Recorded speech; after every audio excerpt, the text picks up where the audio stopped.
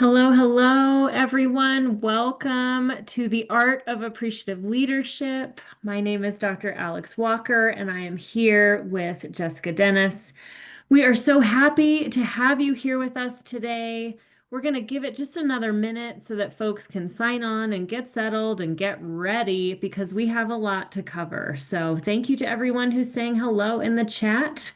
We are excited to have you all here. Hello, hello. Feel free to put all your questions, comments, concerns in that chat.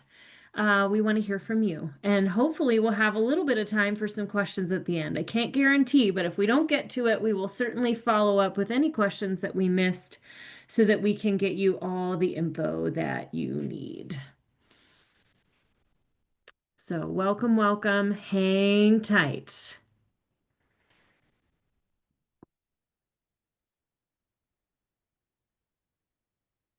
Look at all these folks. Hello, hello.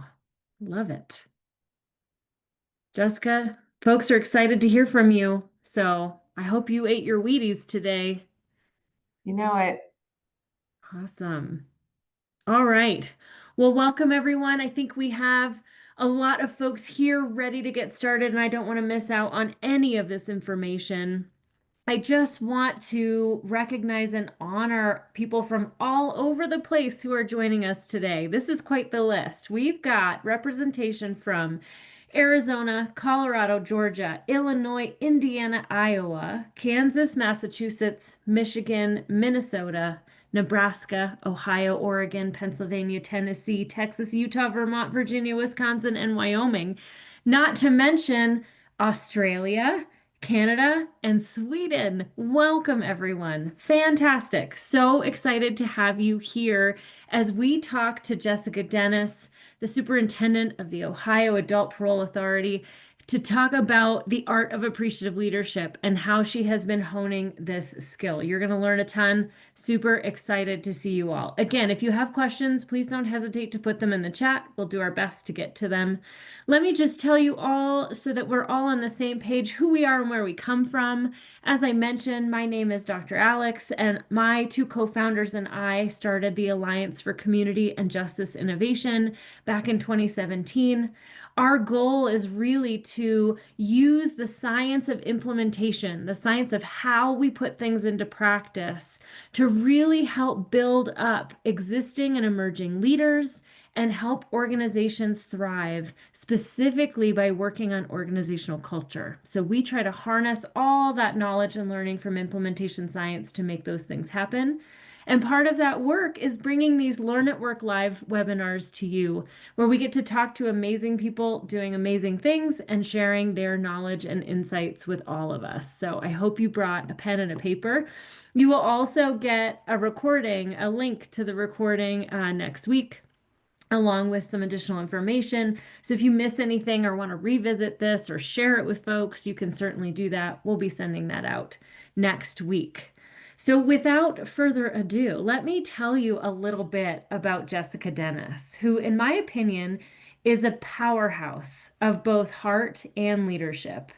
As a superintendent with the Ohio Department of Rehabilitation and Corrections in the Adult Paroling Authority space, she's transformed how parole and reentry work happens. She's been committed to infusing evidence, empathy, and a deep belief in people's capacity to change into their work, and has been committed to using the science of implementation to make that happen for many, many years.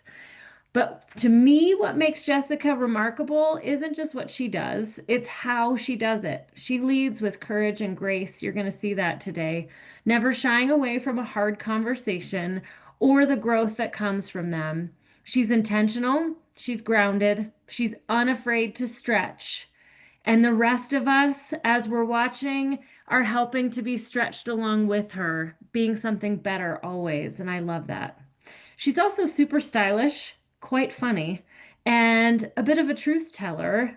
One of those people that every leader needs in their circle, the person who's going to tell you what you really need to hear. So, those of us who are lucky enough to work and laugh alongside her know she makes us think deeper, be a little bit kinder, and certainly a lot braver. So I am so excited to introduce you all to Jessica Dennis.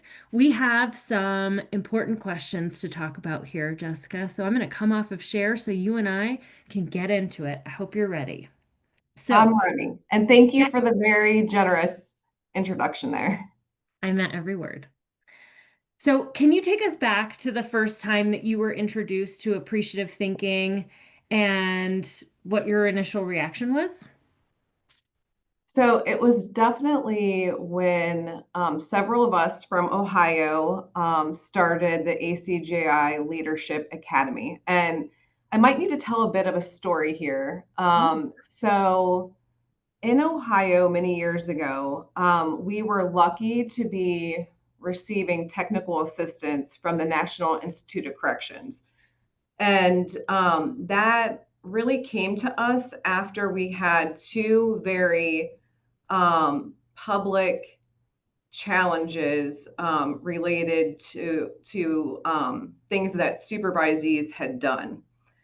And we were really being scrutinized through media, and there was definitely a spotlight on how we approach supervising folks here in Ohio.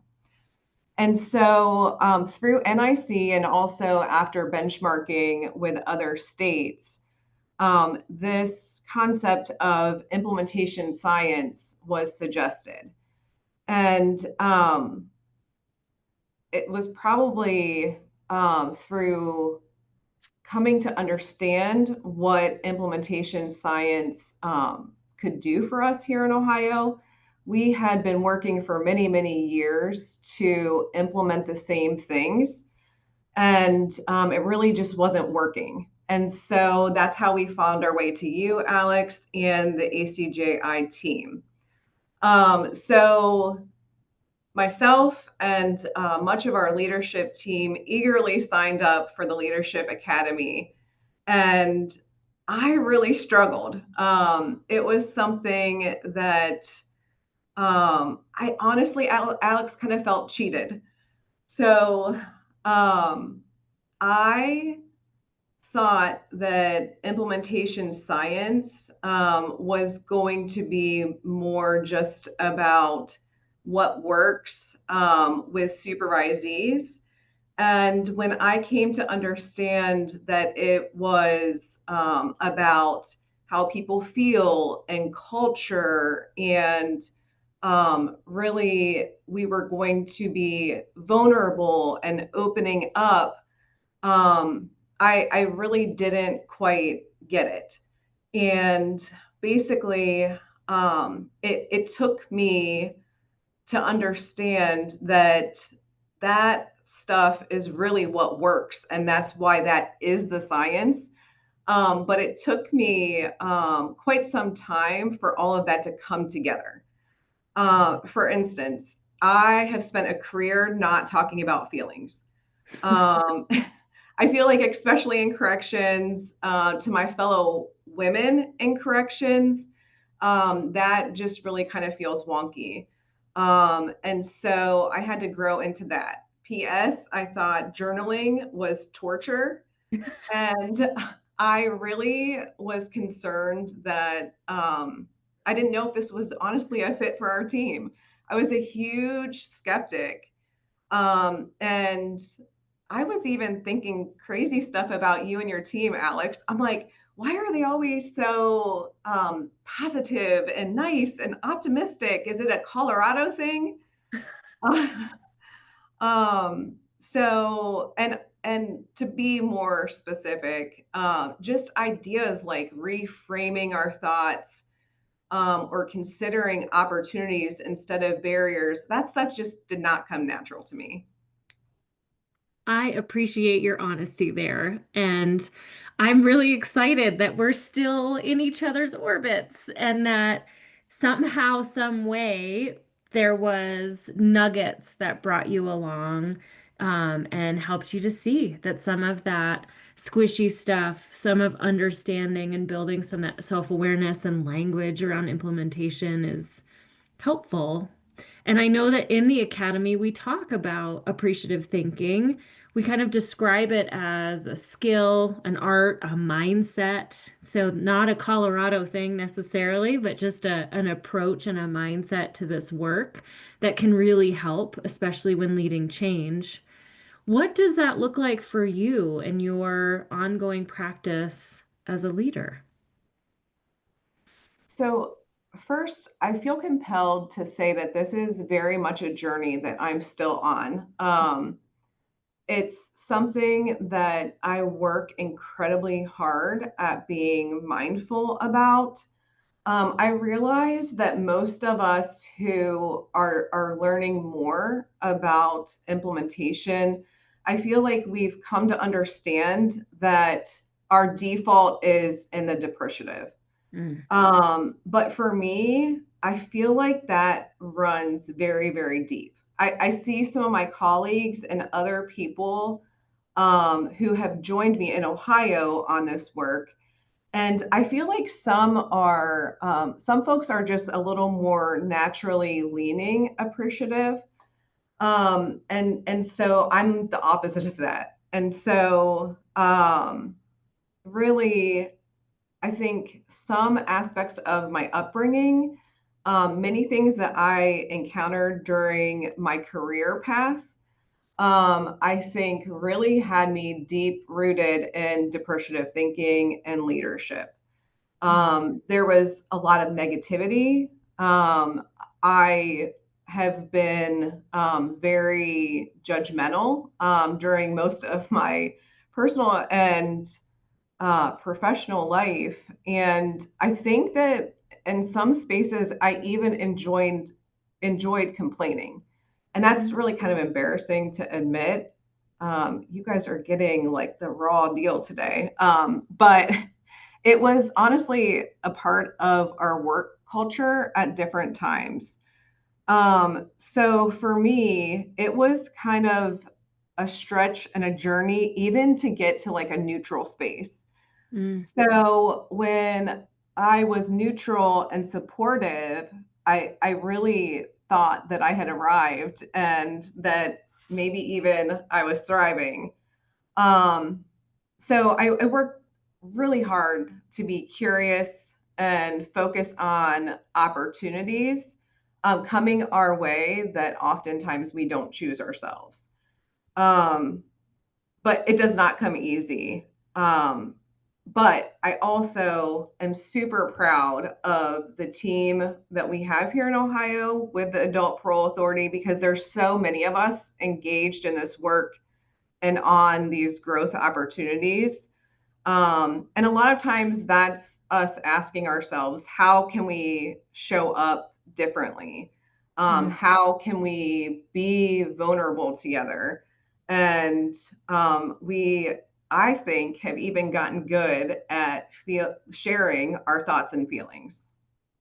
That's awesome. So I just want to honor and recognize that you are being really open and vulnerable here. And I know that you're busy sharing your insights, but I want you to know that you're getting a lot of love in the chat around people just appreciating your willingness to be honest about this journey and what that looks like. I think sometimes we want to portray on the outside that we're something when really behind closed doors we're maybe being judgy or problem focused, and you're kind of talking about the realities of this work and how we show up. I think when we're depreciative leaders, it's not a bad thing, right? It's that default. It's how we're kind of set up. Some of us lean heavily there more than others, but we're all set up to look for the problems, look for what's wrong, look for the person to blame, all that kind of stuff. And it can get us really stuck. And I think what you're talking about is shifting to a place where you're recognizing problems and understanding they exist, but instead of being a firefighter, you're trying to think about what's the possibility or opportunity, maybe even to fix this for good, instead of band-aiding stuff or just putting out the fire, to really kind of step beyond it and move past it more into where you're trying to go. Would that Yeah, kind of fit? I totally agree. And honestly, I feel like in some spaces, I had to almost like rethink my identity. Like when I was Mhm. teasing about the Colorado thing, like my identity is very much like Midwestern gritty corrections girl. And, and so all of a sudden we're studying stuff that I would consider woo woo. And it's been a process, but I'm proud to say that I think it's been a personally much needed one. And I trust that a lot of people in my organization feel similarly. I love that. So, a couple of things that you mentioned that are getting some play here. One is, yes, the identity thing is huge. And if we're not careful, sometimes our identities can get really wrapped up in being that firefighter, that urgent problem solver, just running from fire to fire. And so it takes some time. It becomes a habit and it takes a lot of time to step out of that. So kudos to you. There's also a question of what is woo woo? And so I'd love for you to answer what is that? What does woo woo mean to you? Okay, well, you're probably better off to answer that because when I think of woo woo, I think of you, but in the best way. So for me, what I put in that bucket are things that are not tangible. Like, and not to be so technical versus adaptive, but I think in corrections, we like technical solutions and things that we can check off. Yes, it's been done. And woo woo, I think gets more into, feelings and um, a little away from, I think it's more people centered, which is a good thing. But the Jessica 10 years ago, like I kind of mentioned, like wouldn't talk about how people feel about coming to work. They get a paycheck. And Hmm. so to get into spaces where I don't want to say touchy feely, but I feel like when you're getting really into practices that are more aligned with taking care of people, that can feel that way for us. I don't know. Alex, how would you describe it? You're probably better off. No, I think you did great. And I think people used things in the chat like touchy-feely, personable, Yes. empathetic. It really is the people side. Now, some people use it to describe spiritual practices and things, but when we're talking professionally, I think woo-woo really speaks to the people side, the emotion side. I think it's about building self-awareness about how we're showing up, emotional regulation, so we can choose to be appreciative even when we're triggered or even when things are blowing up. And really, I love what you said, taking care of people, taking care of our environments more than just getting the job done, which tends to be kind of more of the technical side. Like, did you follow policy? So I thought you described it very well. And I'm seeing other things here, like more attention to considering feelings, demonstrating Yes. humanity, people first leadership, self-awareness, winning others over. Love it. So many Lots of good things. emotional intelligence. Yes. Yes. Emotional intelligence, which by the way, everyone, is like the leadership competency for the 21st century, according to the research. It is like the top skill. When you look at high performing teams and what the difference is between them and lower performing teams, emotional intelligence rises to the top. So, something good to do. I love it. So, let's talk about you talked about how it was a struggle. This was a different way of thinking about things. It was a new approach to something that you've been doing for a long time. So, was there a moment, big or small, where things just clicked for you, or how did this come to be? Okay. So I definitely, what comes up for me about when things started to click was we had sent a significant number of our staff to the Leadership Academy. So a lot of us had a foundation, and that really provided us opportunities to share the concepts and speak a common language when it came to this important work. And also, we also had ACJI helping us build an infrastructure So we had implementation teams, an advisory team. We really pursued a lot with making sure that we had strong feedback loops. And Mhm. so we really ramped up to be able to do this on our own. And honestly, we were a little timid, might be strong, but I felt a little concerned about not having the regular support and embarking or continuing our journey on this. And it was so important to us at this point because I think that we all were really seeing the value. But after we clarified roles, so several of our staff who have been engaged in this process volunteered and stepped up to have leadership roles. And we took the wheel and are continuing to do this. I don't want to say on our own because we still have touch points and supportive opportunities. But we even like, I feel like we really built competencies to, identify if we were trying to address adaptive problems with technical solutions. We were talking about, what the opportunities could be instead of just focusing on barriers. We were practicing being vulnerable. Like some of us were even saying dumb shit like adapt or die. I'm like, oh my gosh, this is like the ACJI, leadership lessons. But I feel like once we had the front end training and then we're working on the practical application of it in our workspaces, and I feel like we also had a lot of help through, I would call them almost like booster opportunities. Like some of our staff would come to conferences or participate in webinars. And I feel like all of that coming together, I really, and I think here in Ohio, we all really felt like things were clicking.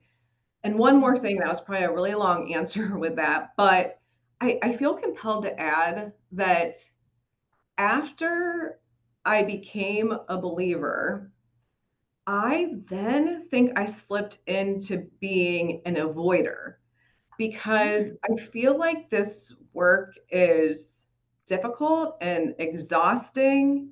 Yeah, exhausting. It like when we're in between like addressing very important people problems and making sure that our operations are flowing okay. The last thing you want to do is go and talk about difficult adaptive challenges. And Mhm. so I had to overcome that avoidance too, for me personally, because it would be easier not to deal with those things. So that's been a big piece, like once things started clicking, being all in. Well, thank you for sharing that piece.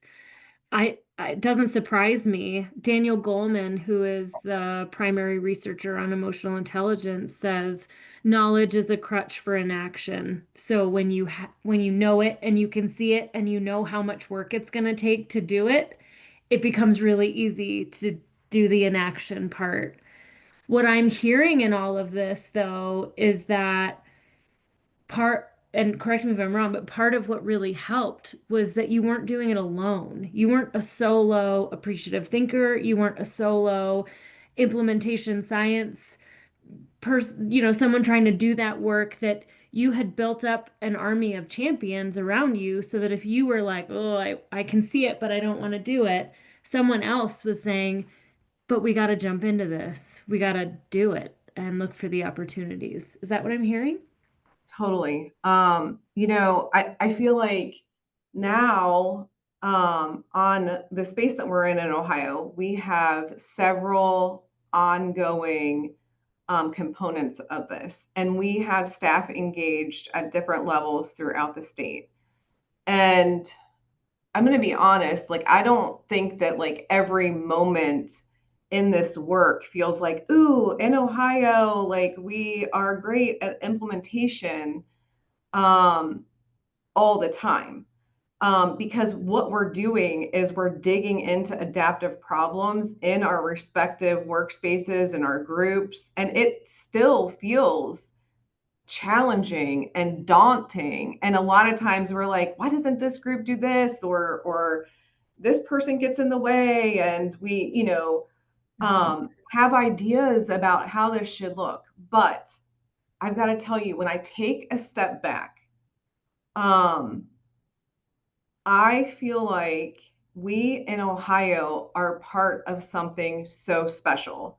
So when I can, really be mindful and reflect about what's going on, even though it doesn't always feel great and like we're experts in this, what is so amazing and humbling is we have, over 100 staff in different spaces throughout the Adult Parole Authority in Ohio engaged in implementation work. And this includes, improving efficiencies and processes, but also finding ways in our workspace to promote the quality of work life. And so I'm just really proud of that. And I feel like we have grown so much from all of the folks that are a part of this here in Ohio. That's really exciting. So it sounds like you built the infrastructure and that it's still hard. It doesn't mean that addressing adaptive issues isn't difficult and being appreciative isn't difficult. But when you're able to step outside of what I heard as kind of a depreciative mindset, like there's all these problems and all these things we have to do and things we should look into and fix. And when you step into that appreciative space and say, what have we been able to accomplish? How far have we come? Where are we headed because of what we're doing? You really see a lot of wins and gains and promise. 100%. I love that. So I'm curious of a few, I'm going to kind of mishmash a few questions that I have together. I'm Okay. curious if there's any regular ongoing practices or habits that you have. You talked about kind of the structures in the APA that help keep it going, but for yourself in being appreciative, are there things that you are doing to kind of keep it going? And can you think of a time when like you're like, this is why appreciative leadership and taking that approach matters? Okay. So, yes. Um, so, one of the biggest things that stands out for me is, and again, it's not fun sharing all of this, but you all heard it here today. I feel like we were not modeling things that we were telling our staff to do. Um, so, like, we have onboarded a lot, we've had a lot of leadership changes. And so, where we would encourage people in new roles, say, oh, take time, we want you to have a strong work-life balance. But some of us weren't doing that ourselves. And Mhm. so we had to get very deliberate about modeling what we were saying.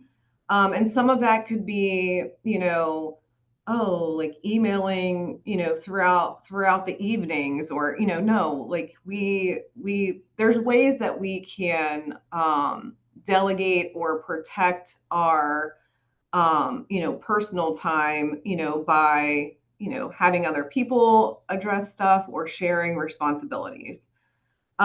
Also, a big one that I have to share is um, I I really, when we started with a lot of the feedback loops, we were getting information back that was hard for me to digest, and several of us. So, when we had the gift of coming to understand how people were feeling. We were hearing things like, um, we're scared to do our jobs, like we might get fired if we do Mm, something a certain way or whatnot. And the Jessica in me naturally wants to say, oh no, that didn't happen. I can show you no one has been fired for that. mm, And with my team, who were all students of this, I feel like they are, I think, a lot better than I'm predisposed to be. And again, I'm working on this, but we just had to get curious about why people feel like that. It's not for me to go and say, oh, well, no, I can show you that's not the truth. And that in itself, there's several other examples like that.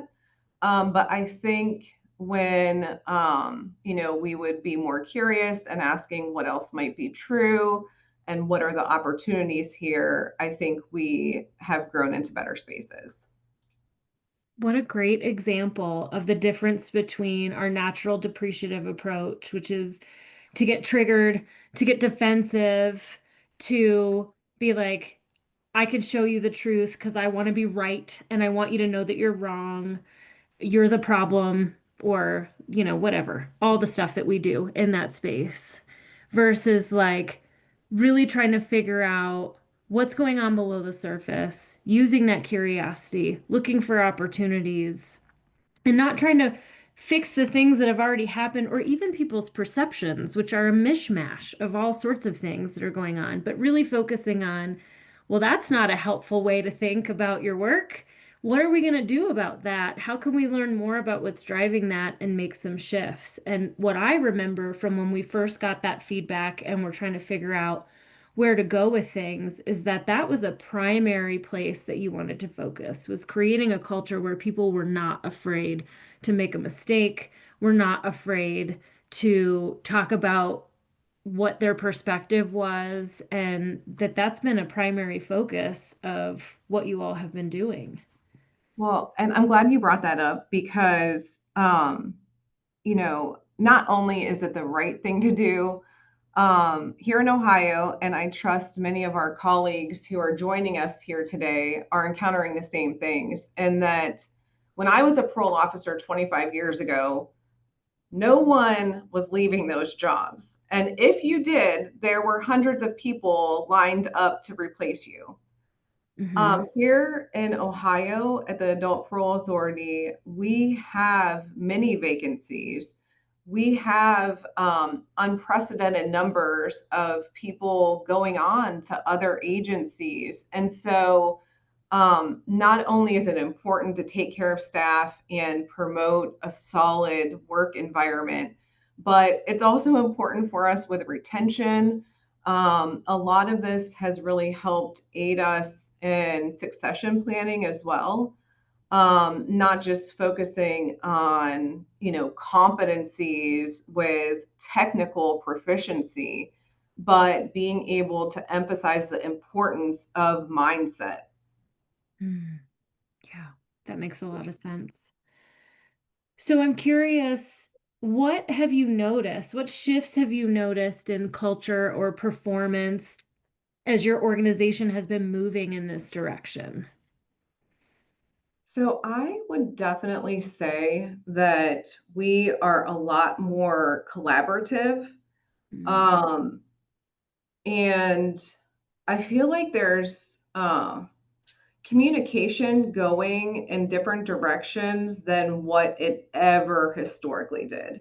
mhm, So, um, a lot of the collaboration is between different groups involved with implementation projects. And like one example that is almost one of my favorite things that has come out of this is something that's called Tuesday Talks. And I've heard it is a super awesome opportunity where our supervisors pick a topic, have a virtual meeting and they are talking through adaptive challenges that we face. The only reason why I can't tell you firsthand is I'm not invited to those, which I think is so awesome because it's really our supervisors involved in implementation, improving our work together, but they're also building relationships through these virtual discussions. And it's just way more communication, way more collaborative. And I feel like also with many of those pieces and the feedback loops, um, we come to understand more so how people are feeling about how we're approaching our important work. So I'm hearing both more communication, but also different communication. Can you give me an example of like what you might have been talking about a few years ago versus the kinds of things that you think staff are talking about now? Okay. So I think there are several things. One, I think um, what and how we communicate. So I think, again, getting into really prioritizing how people feel and why culture matters. Hmm. I've got to be honest, if we talked about workplace culture before we became students of implementation, it was because someone else told us it was a priority. I don't feel like people really um, valued it as much. But also, I feel like some of the modes of communication are different. Like, I feel like a lot of times, we would be very dry, transactional. And I think that people are connecting more, perhaps even, dare I say it, picking up a phone. um, Instead of just hashing things out with emails that are sometimes laced in frustration. Those are great examples. And I appreciate that layered in all of this, you've been very clear to say, like, this isn't about perfection, that you're all human and you're muddling through this even now, but that you can see things that show you that it's shifting and it's different. And I'm hearing, correct me if I'm wrong, that it feels better. Yes, it feels a lot better. And I'm trying to say and instead of but, and we have a lot of work to do. Like there's still so many opportunities, and that's another cool part of this. And honestly, Alex, another piece that I feel like has helped us in Ohio is we once we really collectively saw so much value in this, um, we really started protecting it. What I feel like this work, I have never wanted it to be on a strategic plan with an end date where we're very proud of it and we accentuate the work and our growth. um, this work is going to be perpetual. And so I feel like that's been an important component for us here in Ohio.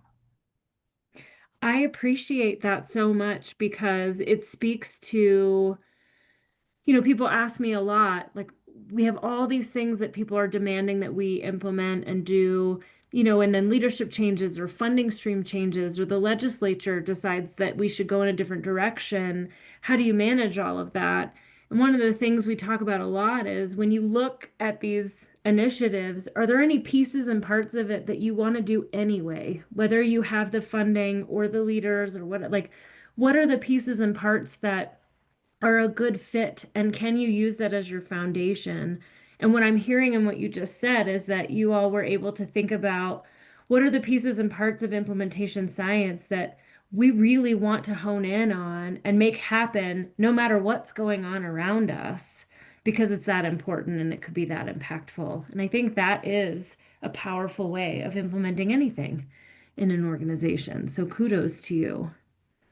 So I want to be mindful. We only have like 20 minutes left, Jessica, and this question has been burning in my brain. I want to know. Ooh, I want you to teach me. okay.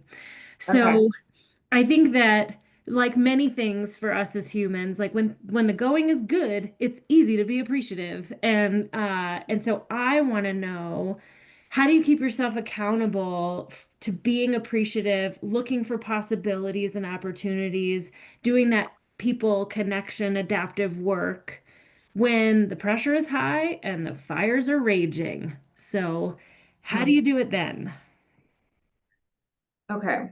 And I think that this has really been directly related to our implementation work. Well, and don't get me wrong, in Ohio, we're always working on implementation, but this round of implementation where we have been, students of implementation science and leadership. But what we've come to find is we are way better together.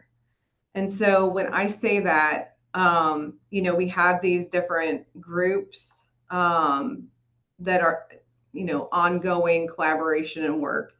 I have a leadership team. Our regions have different iterations of that. And so, pressures do get high, fires are raging, and we have come to realize that leaning on each other helps us with that for so many reasons. One, things slip through the cracks when we are amidst, difficult situations. And, difficult in corrections is unlike a lot of other disciplines, right? I mean, in Ohio, over the last few years, we have, for the first time, encountered several officer involved shootings. This has been such an important piece for us to make sure that we are collectively taking care of our staff, making sure that our officers are safe. And no one person can do that alone. Mhm. We collaborate, we come together, and when it comes to people stuff, we have to, really be part of a team to make sure that we're not missing something with making sure our people are safe and taken care of. That makes a lot of sense. I'm sorry that you've been going through it like that. That is, some of these things you just can't be prepared for. They come at you so fast. And I love the idea that, we're not meant to do these things alone. We need teams of people that have common language and lens and can help to say, well, what about this? Or did we think about this piece or that? And so, what I'm hearing in this is that perhaps some of this work has helped to break down silos that might have existed before, where people were making decisions quickly because they had to, because fires were raging. But now that there's more of a collective, connected space, these these awful issues that are happening and coming up and fires that are burning are being taken care of in a more people-centered approach and way than perhaps before. Absolutely. We've learned so many lessons, and we've also realized that over the years, we were missing the mark on taking care of staff. And it's not always, an event that is so public or that we're facing scrutiny or that we're in media on.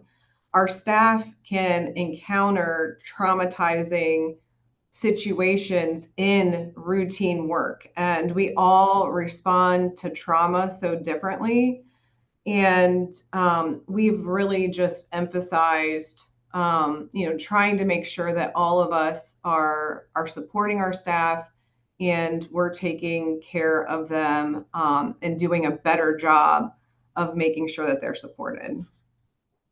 That's really great. And what a great point that it's not just when we're on the news or when we're in front of the legislature, that it's our everyday work in this work that can be really tough.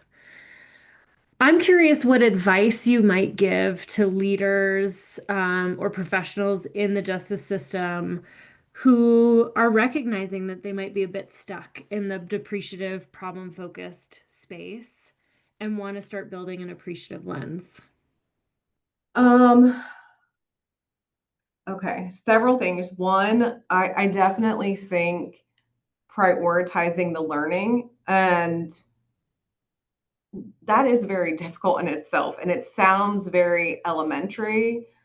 But just I think oftentimes in our daily work lives, we don't feel like we have the time. And so being able to make sure that we have adequate time and resources to grow our understanding and acumen of this important work is like the foundation. I also think that we would not have made these advancements if we did not have a team of people that believed in this. And also, I've got to say, what has been incredibly important for us is to clarify roles. So I am lucky in Ohio, there's two of us superintendents, and we cover the state, and neither one of us would be adequate or suitable to be in the lead prominent role with this. And so we have staff that some of this work is part of their work duties. And by the way, this is work that people volunteer for, and we're not in a situation where we're volunteering people, I need you to work on this. So that makes me super, super proud.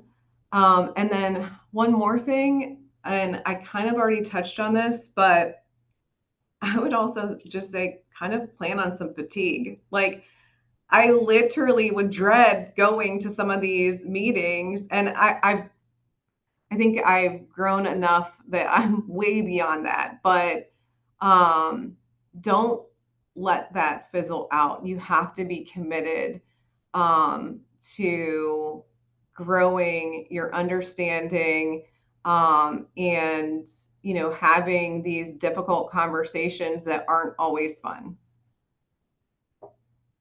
So I can appreciate that. And I remember you talking to me like, I kind of dreaded coming to meet with you today, Alex. And is it fair to say that some of the dread is just living in that adaptive space? And for the folks on here who aren't familiar with some of our language and terminology, the adaptive space is all the people stuff, mindsets, attitudes, beliefs, all the things that live below the surface that get in the way of all the tangible things that we're doing to try to make things happen. And what I hear and see about the fatigue associated with that is there's no clear right answer. We can't just like check a box and say this is dealt with. That the people stuff requires experimentation, iteration, thinking outside of the box, trying something new and different, and that it's that piece along with maybe the emotional intelligence component of owning our triggered feelings and all the stuff that comes up for us and our frustration and those kinds of things with others, that kind of that swirl is what feels exhausting. 100%. And I even almost reckon it to in community supervision, right? I feel like for years we did these things that were the easy things to check off. Are you employed? Is your Mhm. drug screen negative? Have you had law enforcement contact? And, once we really got into what was important, it was the more difficult stuff, the attitudes, associates, values, and you can't just check that off. You can't, it's almost, I almost put that as a parallel. It's easier to be in a meeting where we're fixing a policy and putting out directions rather than plotting about how to solve a very complex people problem that might Mhm. take 10 more meetings and it's still not fixed. Yeah. Yep. It feels less exhausting in the technical space, in the check-offable space, whether it's with clients or in organizations, but the problem keeps coming up, right? That's kind of the part of that adaptive space is if you don't address it or only address it technically, it'll just keep rearing its head. It might even get worse. That's a great point. So there's a good question in the chat that I want to bring up here, and I want to Okay. encourage folks. We only have a few minutes left, so if you have questions, now's the time. Put them in the chat. This question is, if depreciative thinking is problem focused, what should appreciative thinking be focused on? People, workplace culture, something different. And so let me take the depreciative side first. The depreciative space, when we're in that space, it is our default. Our brains are looking for threats and problems. Being depreciative means we're kind of stuck there. So that can look like, hyper focused on the problem and feeling like there's nothing we can do about it. Well, it's out of our control and they need to change and they've got to do something. So we're placing kind of blame and ownership outside of ourselves. The other thing we do in depreciative thinking is we tend to double down on what we've already done. So people aren't doing what they're supposed to do. Let's train them up again. People aren't doing what they're supposed to do. Let's reword the policy and change the words around so that we can feel like we did something to address it, but we're not necessarily doing anything new or different. And as you probably know, if you keep doing the same thing, you'll get what you've always got. So depreciative thinking is kind of getting stuck in the problem and being hyper focused on there's nothing we can do and it's someone else's fault, or we're just going to keep doing what we've always done, hoping to get a different result. Jessica, what would you say is the appreciative thinking side of that? What do you focus on when you're being appreciative? For me, I feel like it's being in the space where we're thinking more about what is possible together. Mm-hmm. What opportunities are there for us? It's taking risks to try new things. And, one of the cliche things outside of this space that I always think about and I try to do good at, a lot of times it's like, oh, as a leader, I don't know, what is it? Like 80% of your time should be on future planning and visioning and not doing these tangible tasks, right? And I feel like really taking that one step further is having space to really be planning on how we can grow our workplace and take care of staff. And I, I don't know. I mean, for me, and I think that corrections is such a neat fit for this important work because our staff unfortunately are in circumstances where they are exposed to vicarious trauma. And so for me, a lot of the appreciative leadership is really making sure that they're not experiencing harm from our work environments. And so, yeah, like, really making sure that work is the best that it can be for our leadership team and our line staff. I love that. I really appreciate that you talked about looking for opportunities together. And I think that's an important distinction that from neutral but supportive or depreciative is that in a neutral but supportive space, we're like doing what we can do from within our own little bubble. We're kind of thinking about how to check the box for ourselves. In appreciative thinking, we're thinking like, how do we all move forward together? How do we all progress or learn or grow through this together? And you mentioned early on that that requires some very specific effort around being curious. I heard you say like whose perspective haven't we considered, or some version of that, right? Really thinking about whose voice needs to be at this table. Who haven't we checked in with yet? What aren't we thinking about? What would someone else say?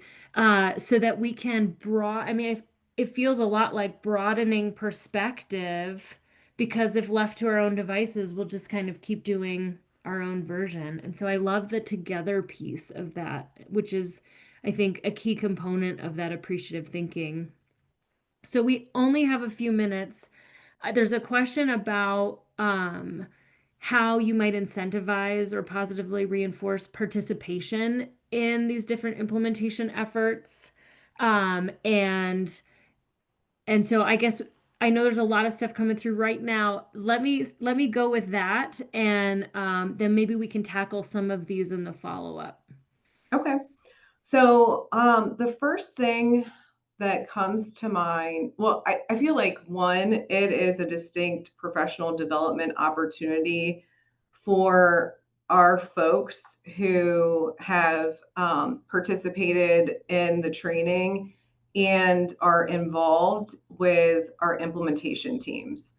Um, and so I really think, just creating spaces for them if they have the interest, giving them the flexibility. There's, conferences involved, and sometimes travel, and um, not all staff are into what all it entails, but I think that we've planned some cool experiences for people engaged in this work where we're collaborating together. And so people that think that that's an incentive definitely, I think, enjoy aspects of that. That's really great. So it's more of it's a perk to be a part of it, because you get to be at the table and get to participate in different things more than any given, like, you know, technical piece of a perk. Well, and I think that it also provides access to, like we are leaning on them for guidance and support. And so it's really a way to have more of a say. But I will tell you that, you know, to some of our officers, that is not an incentive. So, I mean, some officers, and I'm fine with that too. They would rather, spend more of their time on their work as a parole officer, and that's fine too. So, but I definitely think that the people who are engaged enjoy that piece for sure. That's awesome. So I'm sorry we've run out of time, folks. I have a few things I want to share. You're asking some great questions about where can we get started and what can we do. So a couple of things, oops, I went too far. A couple of things that come to mind. We do these often. So our next Learn at Work Live is all about delivering difficult feedback. That's on Friday, November 14th. Hopefully you will be able to join us. Even if you can't, we'll send you the recording. Many of you are asking, like, how can we get started in this? And so we do have Learn at Work tools. And if you go to our website at acji.org, we have a blog about appreciative thinking with a link to a video that teaches you some of these skills and will tell you more about it. So there is a space that you can go to get some immediate ideas about how to do this work. Um, and then, of course, you've been hearing all about the Implementation Leadership Academy and all of those things. So if you want to get in on the language and the lens, these are all on our website if you want to go there. If you'd like more information, you can just put more in the chat and we will reach out to you and say, how can we help? What can we do? So I know there were some questions about how did we get connected and how did we do this work and where did the money come from and all of that. So if you have questions like that that you want to know more about, just put more in the chat and we will try to reach out. And so here's some more information about me. I'm happy to chat, or about our organization. As we have like 60 seconds left, Jessica, was there anything that you were hoping I would ask you that I didn't, or any last minute nuggets that you want to share with folks? One thing that I just want to share in closing is, a lot of times in government systems and corrections, um, our systems aren't really aligned always to do this important work. And so I just encourage all of you to continue the bravery and creativity, and find a way to support your teams, working on these important aspects of our jobs together. That's so great. See, I told you, everyone, that she is an encourager of living more bravely. And so, Jessica, thank you so much for your time. We so appreciate you.